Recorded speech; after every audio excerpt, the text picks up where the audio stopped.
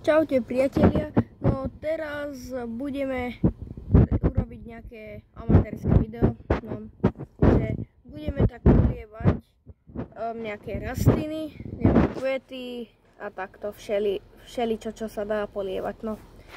Tak ideme začať. Tak prvé, čo budeme robiť, bude rozmarín, tuto. Tak si zoberieme krhličku a ideme.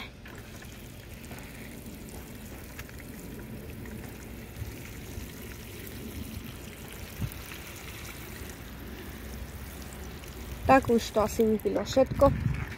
A teraz ideme na metu. Dobre, tak sme pri malej mete.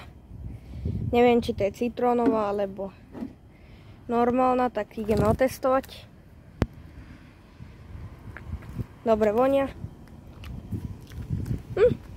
Tak to je normálna.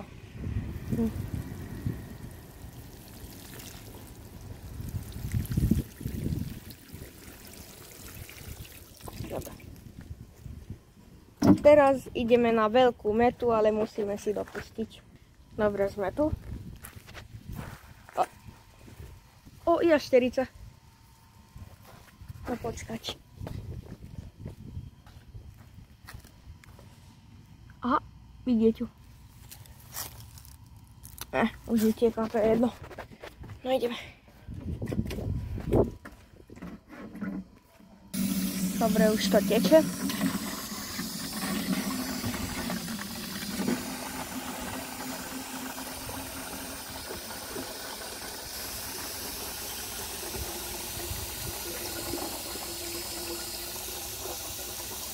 Dobre. A ideme na to. Dobre. Bože. Tak.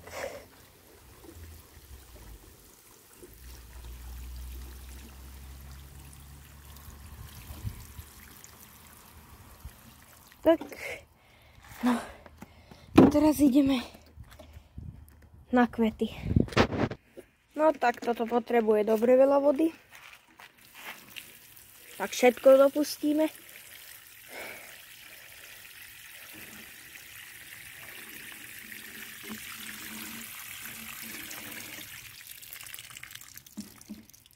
Tak. No, už je to prázdne. A teraz potrebujeme už len metu zase. A to je taká citrónová ako keby. Asi nie je v tom rozdiel, ale to je jedno. Takže ideme ďalej. Dobre, tak sme tu. Docela dobre to vyzerá. Rúža. A teraz ideme tu.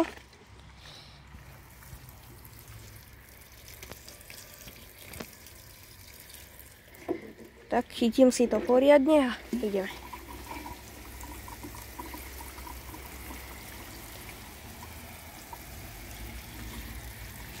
Tak, to by asi stačilo. No a teraz tu budeme polievať rozmarín a bazálku. Alebo čo to je? Bazálka, no. Tak tu polejeme.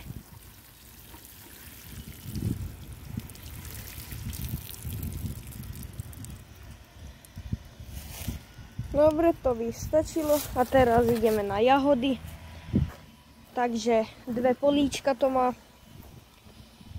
To treba len asi 3/4 krhly, tak ideme. Dobre, som tu. A teraz budeme polievať.